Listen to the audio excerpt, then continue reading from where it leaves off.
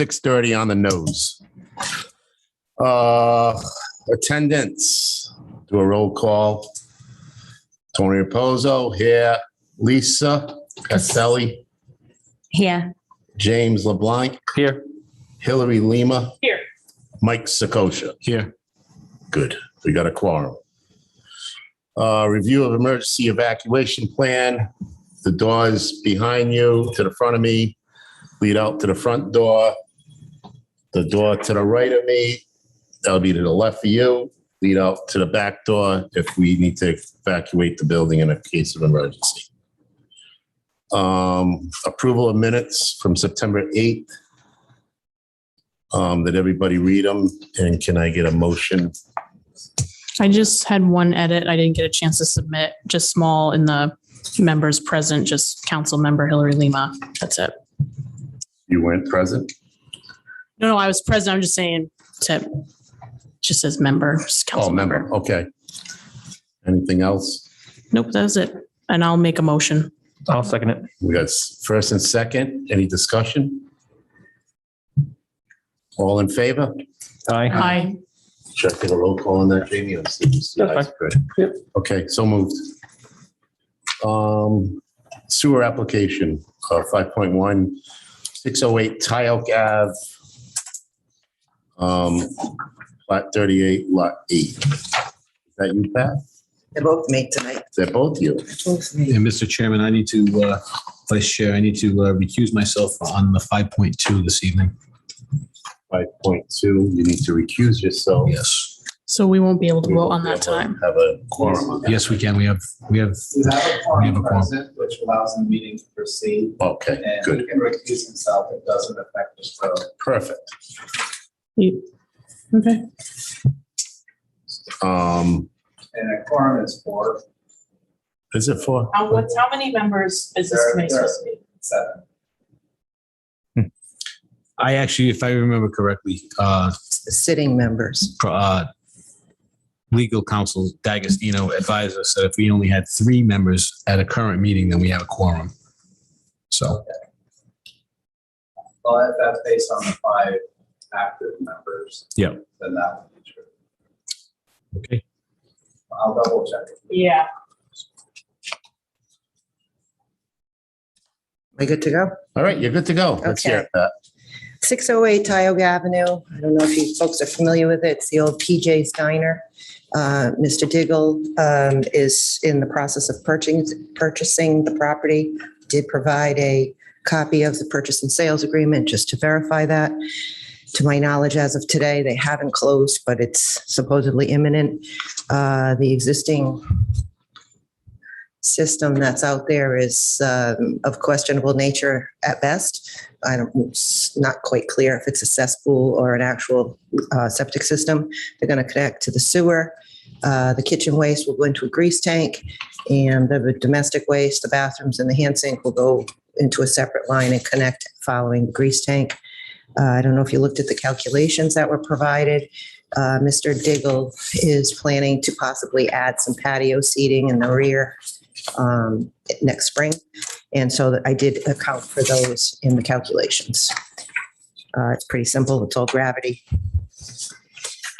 And you should have letters from both Mr. Hagerman and from Mr. Rose with their review and approval. And I believe Ms. Hu provided a letter related to the sewer assessment.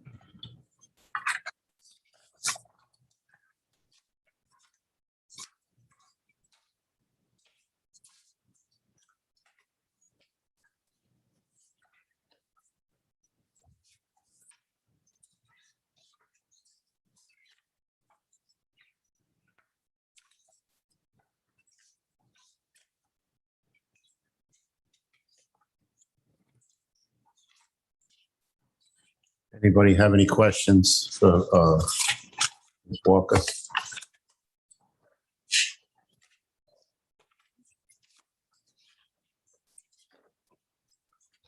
So hearing none, for the vote. Just a clarifying question. I guess this might be for Mr. Marchant. So this assessment was given back in 2011, but this property was never required to connect.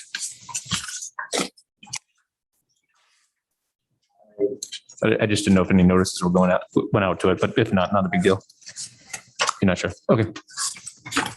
No other questions. Looks good to me. Make a motion to approve. Got a first, second. Make a second. Got a first and second discussion. So moved.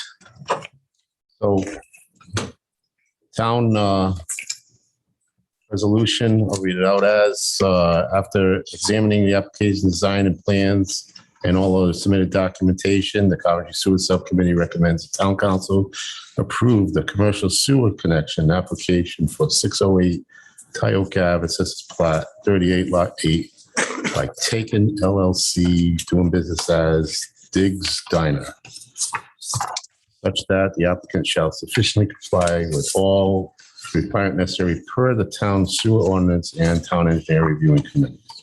That's in the state, 14th day of October, 2021. Something's good. All right, you got another one, Pat? I'm going to recuse myself, Tony. Okay. Does he have to sign a form or anything for recruitment? Okay, good. Just, I'm not trying to be difficult. I just want to make this make sense in my head. So the whole idea of quorum based on active membership doesn't make sense to me, because I could have a committee where I only have 2 active members and then 1 person would be a quorum. So that is, Mr. D'Agostino's argument doesn't make any sense to me.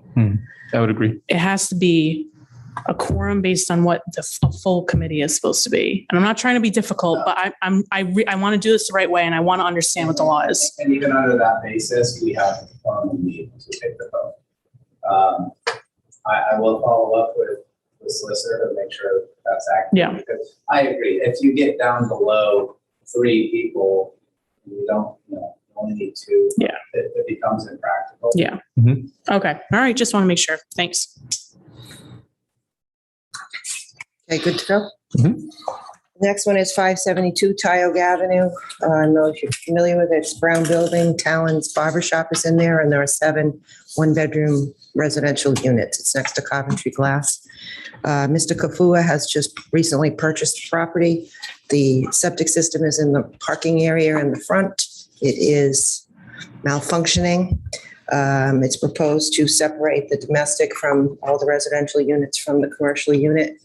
The barber shop does not have any hair wash sinks, so there's no need for any hair traps inside.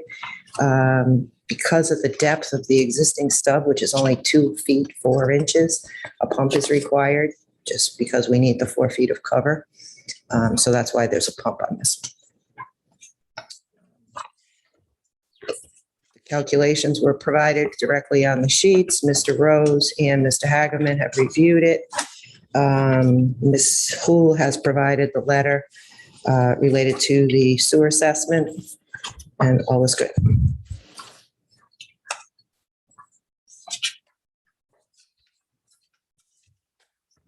I'm good with it. Anybody have any questions?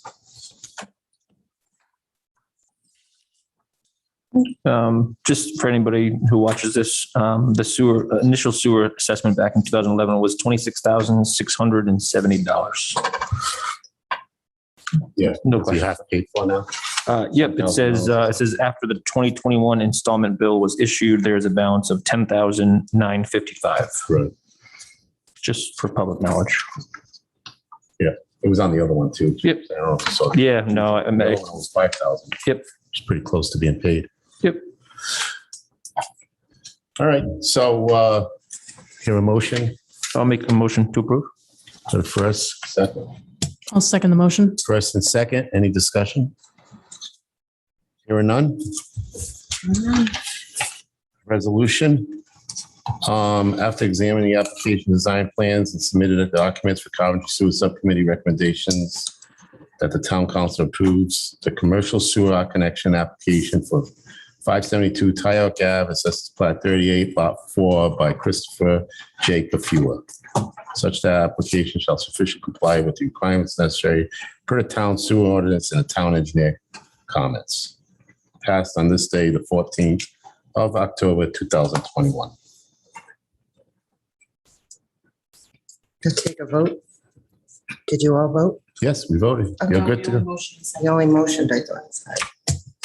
We got it. We only motion a second. I thought we said yes, no? That was Okay, the other all one. in favor?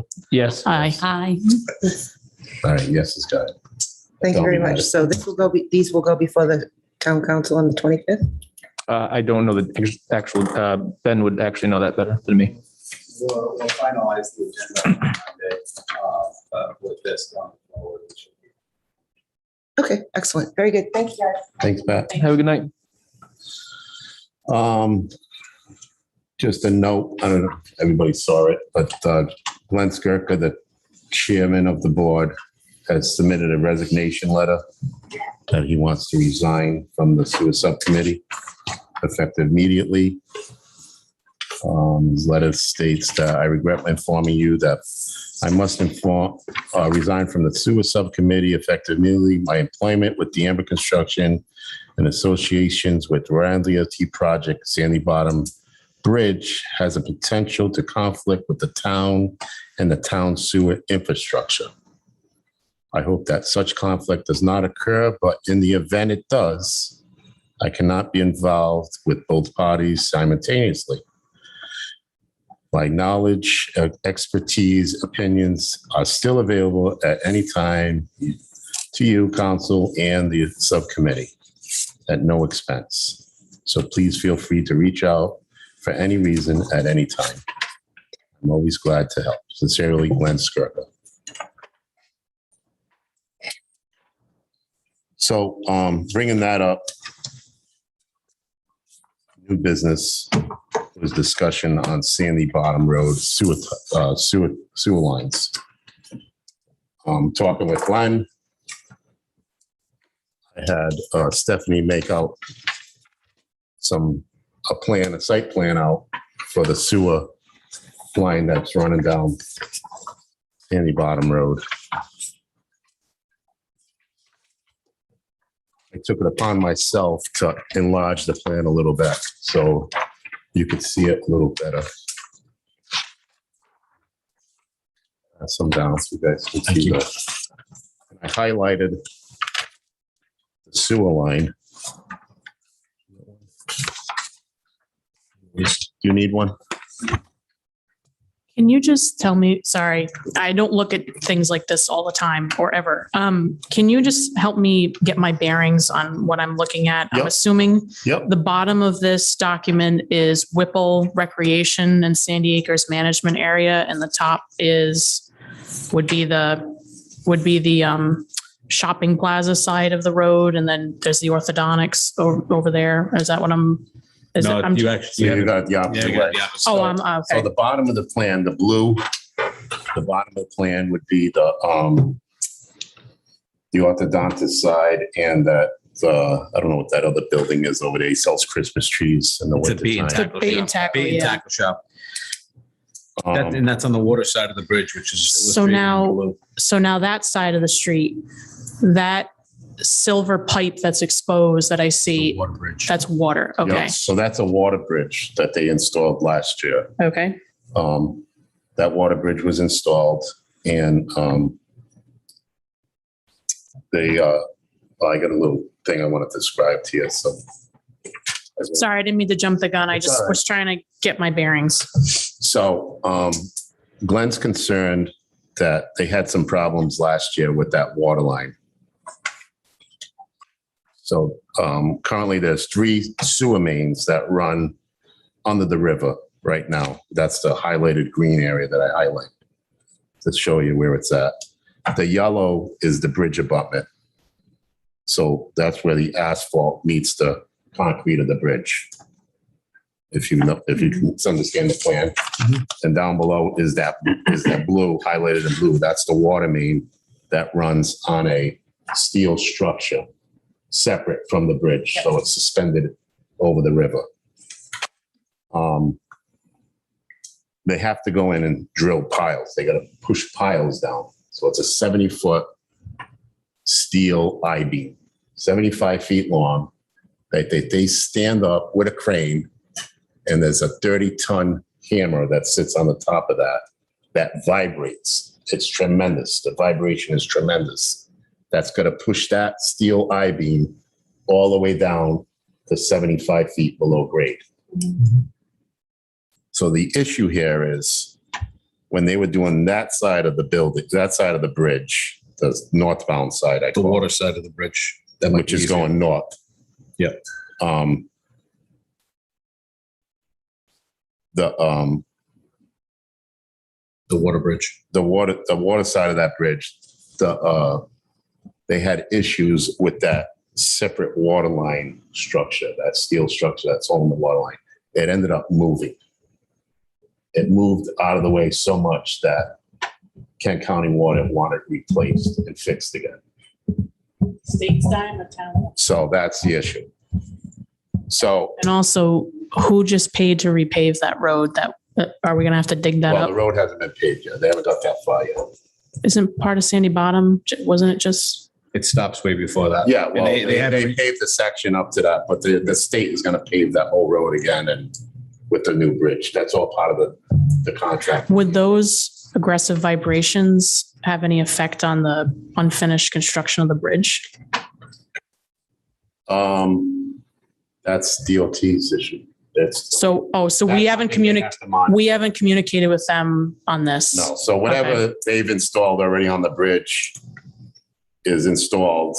But while they were doing that steel case and piling, so keep in mind, it's a 250 ton crane there, 30 ton hammer on top of that, pushing those things down to 75 feet. So they had problems where when they were doing that side of the road, they're pushing these things down and they were hitting bedrock between 40 to 50 feet below grade.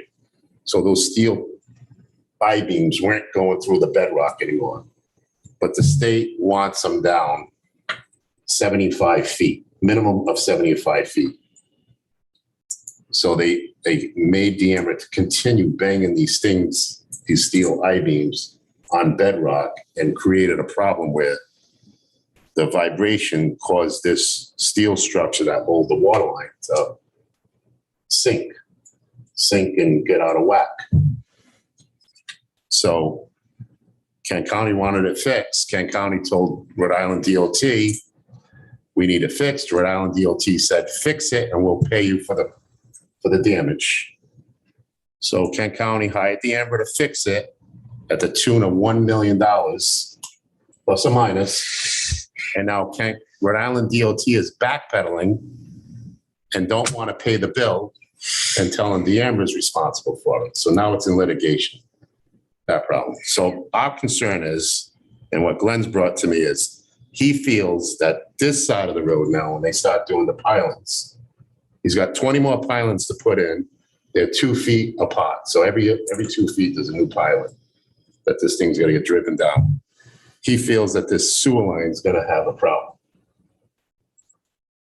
And I feel the same way because I've done the pilings before and I know the vibration, what this thing does. So don't the companies that do this work, don't they have to have insurance if they cause any damage? Well, To they do cover? have insurance, but the problem is Glenn has asked that someone come out and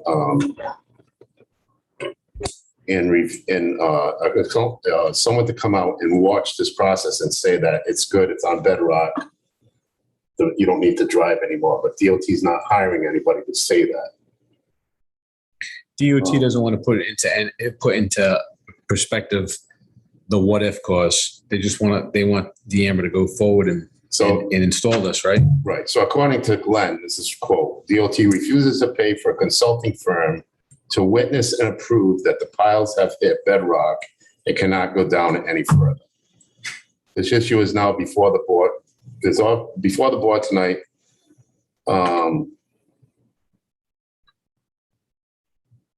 Because of that bridge sink. I wrote down notes here, just going through what I said. So where we're coming back to is we need to have Rhode Island, we need to,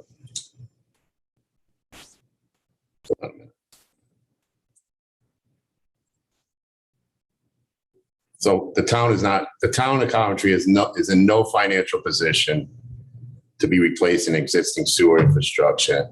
And we need to put a cease and desist order on this project immediately to determine who will take financial responsibility if our sewer facility is damaged and in need of emergency repairs. 100% agree. So we're not in a position because we're not going to know if the sewer line collapses or something happens and we got a major sewer problem there that we're going to need emergency repair. That's an open checkbook. I think Glenn has. And we need to prepare ourselves for this. So what we're looking for is the town council to take a cease and desist order on this. The town should require Rhode Island DOT to pay for town sewer consultant, which I think we should hire Weston and Sampson to go out there to inspect the sewer facility, including prior to any further pile driving and after pile driving is completed. The sewer consultant should inspect, camera, internal radar, photograph, record elevations and position of all sewer facilities, including that pump station. I was going to say, there's a pump station right there. So we may have to accurate assessments of the facility prior to the pile driving. The sewer consultant should be on site, also monitoring vibration during the pile driving to ensure sewer system will not be damaged during the pile driving operation. So, And the other thing is we need to know is what the protocol is if it does get damaged. well, that's what we need. We need to know who's going to take financial responsibility on this. And that's why we should almost like stop. We need to stop this job and have them a meeting with this. And I mean, because if this thing does get damaged, we can't fix it. yeah, no, I mean, I've actually felt the vibration when they were doing the Hazard Street project because they were just hitting ledge. Right. And they just sat there and they were doing damage to the houses. Yeah, that was just a hammer on it. Exactly. Not a That's 30-ton hammer 60,000 or whatever. pounds. 60,000 pounds, to give you an example. Exactly. That's crazy. I mean, so it could not only damage the sewer pipe, the pump house is right there too. Right. So I totally agree. And I think that this is definitely a discussion that the town council should entertain. But how do we move it if DOT is not going to come to the table? Well, you got to. Mr. Marchand. If I may just give some perspective, Mr. Skirka brought this to my attention a month ago, and I started looking into it. And I was very concerned that he was so concerned, and I was hoping to have some kind of definitive answer. And I reached out to Weston and Sampson, and Mr. Nichols said that from their evaluation, they did not see a risk to our sewer line because unlike the water line, which is a water bridge up and over and suspended, it's buried in the ground and the shaking will just move through the ground, not disrupting the sewer line. Now, that's fine, but there's still this risk that Glenn's very concerned about that I think is a worthy concern. And so we reached out to RIDOT, and they have assured us that they will be keeping us in the loop, that they will be monitoring it with updates, and that we would meet again before this next phase starts, which is scheduled to start on November 1st.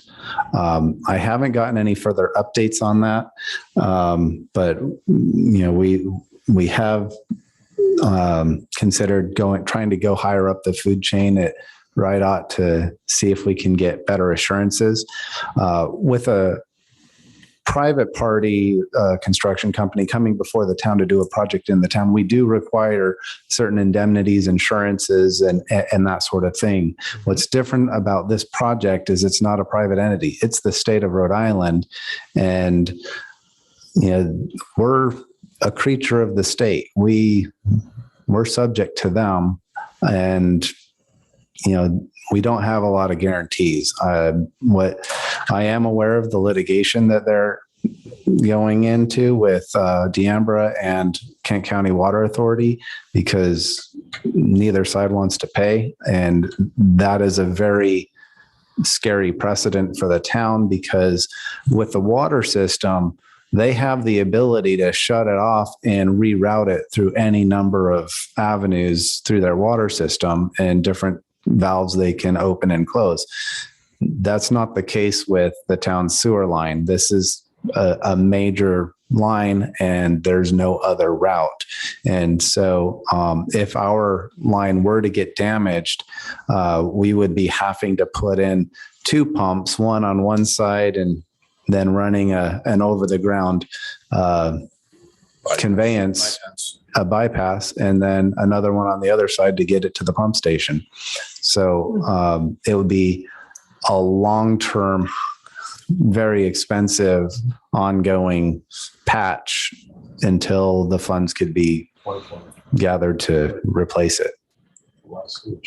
Mr. Marchand, I have a couple of questions. I talked to Glenn also in regards to this project, and some things that I took from in speaking with him that I've thought about after speaking with him is the Kent County water line. That is a utility easement that they're given by either the town or the state, depending on its location. The sewer line, is that considered to be on town property, or is that within the state right of way? As an easement. It may be both because the town owns the property on that side of the road, but state right of way may also encompass that line. Yeah. And I mean, since it's a town-owned line compared to a public utility that travels through different towns, as where ours is owned by us, where does that put us legally? And then from there, what is the action or protocol that they're gonna take as an emergency action plan for us if they do damage the line? Because this is a major artery to the whole sewer system. I mean, this is all of Tyoke Avenue. It's all of Arnold Road. Well, I think Kent County Water is governed by the PUC because it serves more than one town. Right. Where we're not governed by the PUC. Right. I guess what I'm saying is the water line is owned by PUC, if that's the way you look at it, or by Kent County Water. It doesn't own the land that it's on. This sewer line is governed by us, and we own the land that it's on. If that's a fact, yeah, then that's So a point. all I'm saying, I will ask for a legal opinion on this matter. all I'm saying Because is, my opinion is, if they do damage by virtue of their work to our property, our line, then they're liable for it. I guess we're curious to know. I'm curious to know. They promised to pay for the water bridge and then Right. change their mind. I don't think we have any better assurances than Kent County Water Authority has, but maybe we have a better legal argument. Yeah, because of the first instance with Kent County Water, I think we have a great stance as to asking the question and what their protocol is going to be if and when it does happen, and what is going to be their protocol and their reaction to that. I don't have an answer on that question yet. I understand that. And that's why I think Tony's recommended a cease and desist. Right. So we need to either get a meeting together with DOT and see what would happen in the case of this line getting damaged and there is a sewer main break there. Who's going to fix it? Who's going to get on it, and who's paying for it? Because What do households see or experience if there was a break? Like how? Well, there's a certain reserve in the lines. Okay. So there'll be a time period that they're going to have to respond by. And that's part of the protocol reaction to what happens there. If they're going to do this pylon drive and they don't have pumps ready to go in those holes and they have to go get them, well, then they're not prepared for the job. And we could have more problems and more. But if there isn't a break, can I ask what happens if this line does move or something happens during the vibration or the manholes do settle? Because those piers that water main structure hold ended up settling down and moved. So we have two major structures that 24-inch main go into. And then there's 3 ductile pipes, 2 12-inch and 1 16-inch ductile mains that run under that river to the pump station. So if those structures move, something could happen to those pipes. If they crack, you're getting sewage flowing into the river and no one knows about it. Right. Or vice versa, the river flowing into the. And as I recall, this is a force main Exactly. and it is being pumped through the pipe. Well, those are gravity mains, they're not. Are they, well, Those are, Gravity means to that. that's a 24-inch I- gravity main. based on that knowledge, I'm not an engineer and I would defer to the engineer's final expertise, but my understanding and familiarity with this would be that most likely what would happen is the pipes would crack or there would be a break in the line, but just like holding it together, you're going to get seepage. You're not going to get and because it's not pressurized, it's a gravity line, you're not going to get a lot of sanitary sewer overflow or leakage. You'll get some leakage at wherever the breaks are. And unless something really catastrophic happens, like, and I'm not sure what kind of pipe this is, if it's an encased concrete pipe where it cavitates and it collapses, then you could have a sinkhole that shows where it collapsed and you could have it bubbling up through the ground. But if it's just a horizontal fracture, unless it breaks far enough, it'll mostly just continue to flow through the pipe as an underground river and follow its course. So the risks aren't as bad as you might imagine, but we don't want to see any of that happen because any damage to the pipe will necessitate a bypass and a repair, which is going to be expensive. Right. I can see a major risk if the pipe was to actually collapse. Wouldn't all of the businesses on Tioga not have any restrooms? I mean, so I see that as a major risk. If it creates a blockage where it could back up, then yes. So again, I think this meeting. But if it's HDPE pipe, that's not going to happen because plastic pipe doesn't collapse like that. It could crack, but it It's a wouldn't. ductile iron line. It's Okay. marked here on the plan, so it's a concrete encased metal pipe. But the problem with it is this, depending on how it's sleeved together and the vibrations from it, The joints. there are O-rings that hold that together if it's not mechanically fastened, which probably is, right? I don't know. I don't know if it's a Who knows mechanical what they joint or. Who knows what they did, 15 years ago. Long and the short of it is, it's not even so much the fact that it breaks. Let's just say it starts seeping. And instead of it seeping into the river, let's say the river is seeping into that pipe. Now we're paying the meter fees when it dumps out into West Warwick. Yep. For Yeah. a volume of water that Could be very we high. can't afford now as it is. I would agree. Not to mention that pump is constantly running and we'll be Right. replacing pumps. So I certainly believe that this is a town It's just council that- discussion. There's just Yep. a major concern here, and it seems like they're just being ignorant to the fact that, well, we're gonna drive pylons and whatever happens, we'll deal with it then. Well, that's great.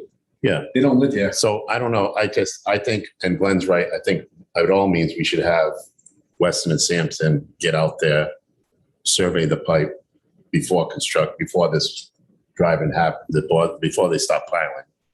Let's get an analysis on what's happening there now, even if we have to camera it, and then do it after they're done piling to make sure there was no damage caused and everything is still good.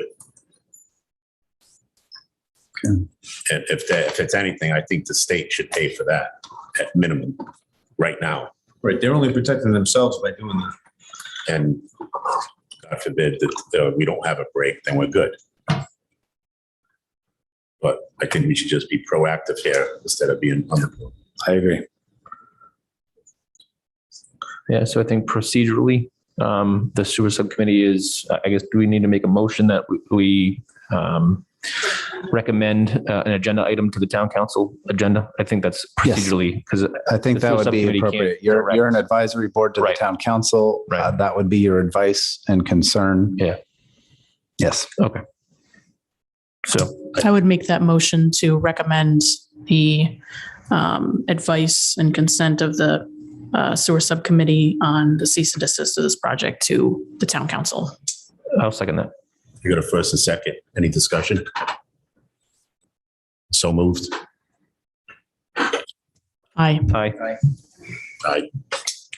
I said it. Okay. I think Glenn said that they were going to start in like a week and a half. The schedule is for November 1st. Yeah, so what's that, a week and a half? Well, In 2 weeks. Yeah, 2 weeks. so that's when they will start. So I don't know when the next, I think The earliest we can put it on an agenda is the 25th. So the Monday. Yeah. All right. Right. I think now it's just public comment. next Sunday.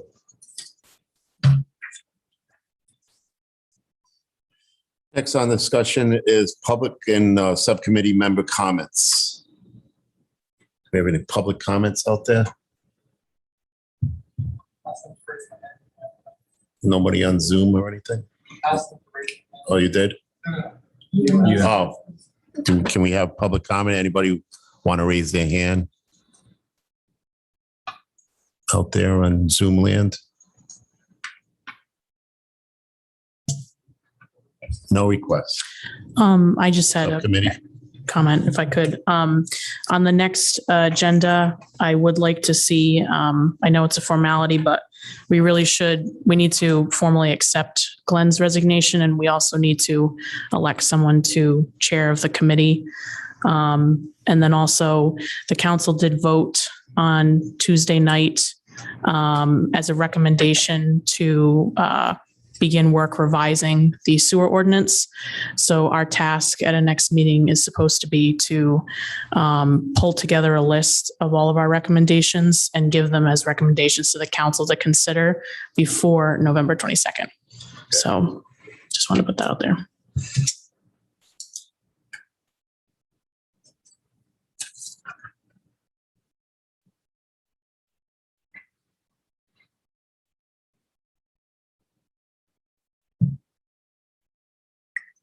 Anyone else?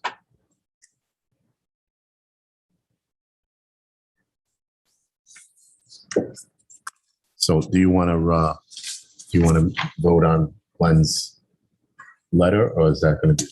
We can't tonight because it's submitted with the agenda to the public. So we have to present it at the next one, and it has to be on an agenda item. So. Okay. It's a formality. All right. So other than that, I guess we'll hear on adjournment. Adjournment. If anybody wants to join, we have a I'll make the motion. motion. I'll second. First and second. Any discussion?